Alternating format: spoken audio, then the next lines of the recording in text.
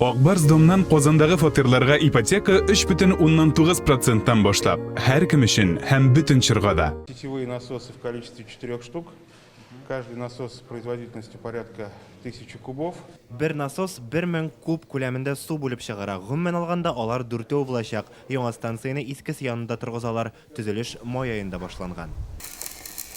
Васильевага яңа станция күптән кирәк булган. Мондагы су санитар таләпләргә туры килми. Халык та су сыйфатыннан даими зарлана. Начинаешь кипятить воду, одна белая звездка всплывает. Невозможно. А чайник, это я уже 3-й чайник выбрасываю, потому что вообще. Яңа станция торак һәм шәһәр мөхите илкүләм проектының Чиста су федераль программасы буенча төзелә. Документларны караган 80-нче еллардан соң инде монда су начарланган Васильевада. Һәм инде бу проект инде без ышанып калабыз.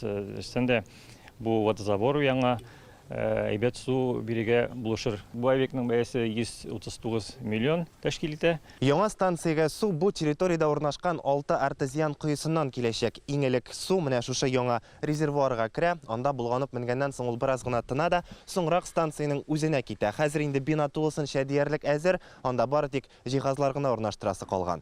Чиста су федераль проекты буенча 2019 елда Болгар шәһәрендәге су әзерләү станциясе төзекләндерелгән иде инде. Апрель аенда безгә Биектау районының Березовка бистәсендә яшәүчеләр су сыйфатыннан зарланып мөрәҗәгать иткәч тә, аларга бу проект нигезендә яңа су каланчасы төзергә вәгъдә иттеләр. Васильева самый крупный ПГТ. Васильева Татарстандагы иң зур бистә булып санала. Бүген анда 20 меңнән артык кеше яши. Чиста су һәммәсенә дә барып җитәчәк. Яңа станция ноябрьдә эшли башларга тиеш. 2024 елга кадәр республиканың тагын 11 торак пунктына шул рәвешле чиста су киләчәк. Моның өчен 1 миллиард сум акча бүленгән. Бу тагын 1 миллион 300 мең кеше чиста сулы булачак дигән сүз.